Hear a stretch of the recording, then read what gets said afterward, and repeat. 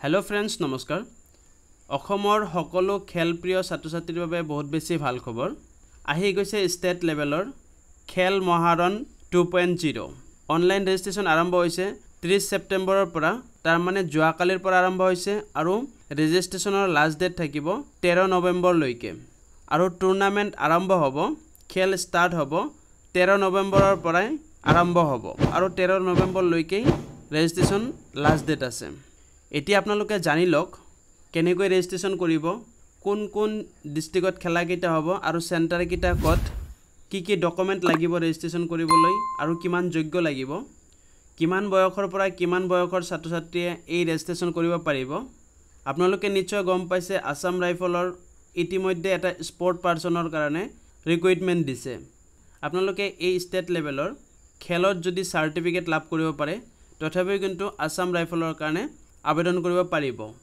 আসাম ৰাইফলৰ কাৰণে নেক্সট এটা ভিডিও মই বনাইছো আপলোড কৰি দিম ইয়াৰ পিছতে আপলোড কৰি দিম এতিয়া আপোনালোকক দেখুৱাই দিছো এই খেল মহাৰণ 2.0 ত ৰেজিষ্ট্ৰেচন কৰিবলৈ কি প্ৰয়োজন হয় আৰু কি খেল আছে আপোনালোকক দেখুৱাই দিছো এথলেটিক্স 100 মিটাৰ 200 মিটাৰ আৰু 400 মিটাৰ ৰেস হ'ব লং জাম্প হ'ব ফুটবল হ'ব কাবাডী হ'ব ভলিবল হ'ব চেছ হ'ব সুইমিং হ'ব ৰেস সাইকেলিং উইথ ট্ৰেডিশনাল সাইকেল এইগিটা খেল হ'ব এতিয়া আপোনালোকে চাওকিয়াত প্ৰথমতে টাৰ্ম এণ্ড কন্ডিশন খেল মহাৰণ 2.0 ৰ কাৰণে গাইডলাইন দিয়া হৈছে ইয়াত অসমীয়াটো পঢ়ি দিছো আবেদনকাৰীয়ে সঠিক জিলা এলএসি জিপি বিসিডিসি ইত্যাদি বাছনি কৰিব লাগিব যদি তালিকাখনত কোনো জিপি বিসিডিসি উপলব্ধ নহয় অনুগ্ৰহ কৰি সংশ্লিষ্ট জিলা ক্ৰিয়া বিষয়ৰ হৈতে যোগাযোগ কৰক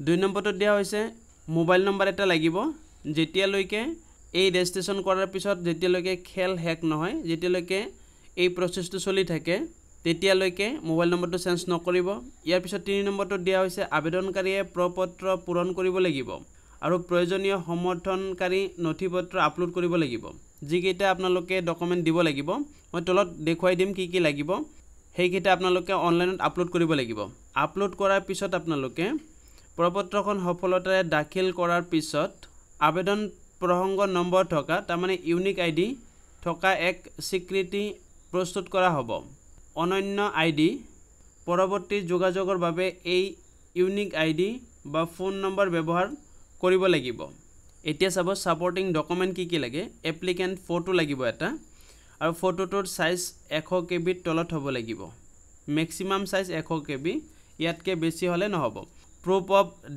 ডেট অফ বাৰ্থৰ কাৰণে বাৰ্থ সাৰ্টিফিকেট দিব পাৰে আধাৰ কাৰ্ড দিব পাৰে পেন কাৰ্ড দিব পাৰে আৰু এয়াৰ সাইজটো হ'ব লাগিব 150 KB তলত বা 150 KB হলেও হ'ব ইয়াৰ পিছত চাব স্পৰ্ট লেভেল ইভেন্টস ওয়াইজ এস ক্যাটাগৰি আপোনালোকে বয়সটো চাব যদি বয়সটোৰ লগত আপোনালোকে 1 নম্বৰটো চাব এথলেটিক্সত লাগিব 17 বছৰ আন্ডাৰ 17 বছৰ 17 বছৰৰ তলত men and women above 17 years 17 বছৰৰ বেছি মেন এণ্ড ওমেন 2 নম্বৰত ফুটবল আন্ডাৰ 17 ইয়াৰ্স 17 বছৰৰ তলত আৰু 17 বছৰৰ ওপৰত selection trial at LAC level and competition from district level under 17 years women আৰু 3 নম্বৰটো চাব কাবাডী under 16 years 16 বছৰৰ তলত আৰু under 20 years 20 বছৰৰ তলত চেছ লাগিব ওপেন মেন এণ্ড ওমেন উভয় আবেদন কৰিব পাৰিব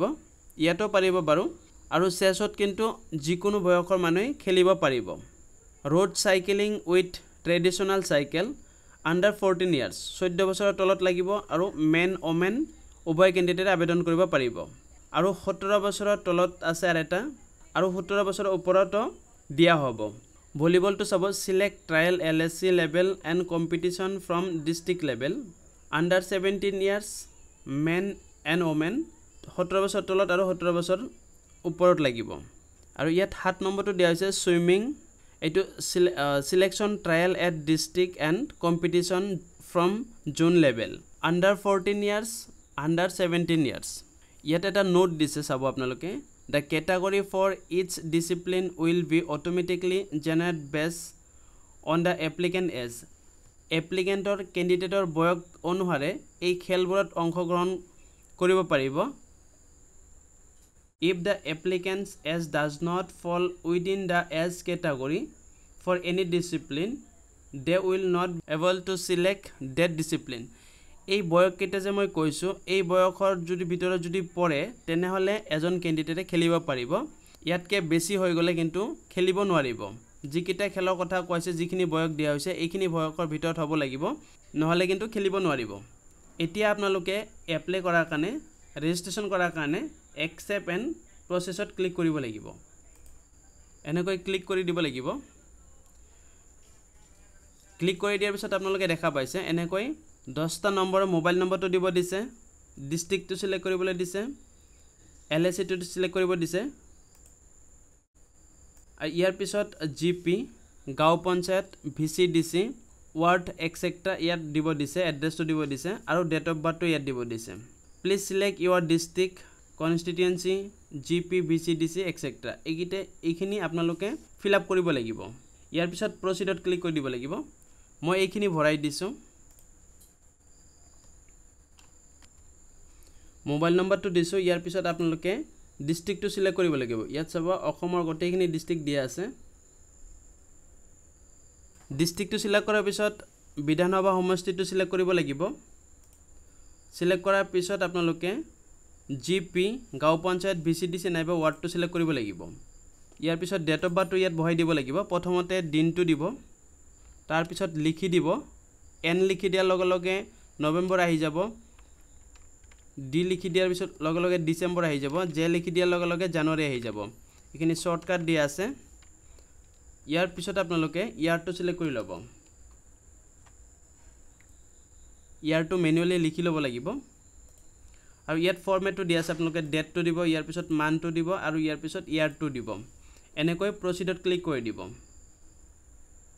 আৰু যদি ইয়াত কিবা অসুবিধা পাইছে, ইয়াত কণ্টেক্ট নম্বৰ দিয়া আছে, মেইল কৰিব পাৰে। ইয়াত প্ৰচিডত ক্লিক কৰি দিছোঁ। ক্লিক কৰি দিয়াৰ পিছত আপোনালোকে ইয়াত দেখা পাইছে পাৰ্চনেল ইনফৰমেশ্যন, প্লেয়াৰ ID, ইয়াত ID নম্বৰটো জেনেৰেট হৈ যাব, আৰু ৰেজিষ্ট্ৰেশ্যন ডেটটো ইফালে দিয়া থাকিব। ইয়াৰ পিছত ফুল নেম দিব লাগিব, ফাদাৰ নেম দিব লাগিব, মাদাৰ নেম, ডেট অফ বাৰ্থটো দিয়া আছে আগৰ পৰাই, আৰু ইয়াৰ পৰা জেণ্ডাৰটো চিলেক্ট কৰিব লাগিব।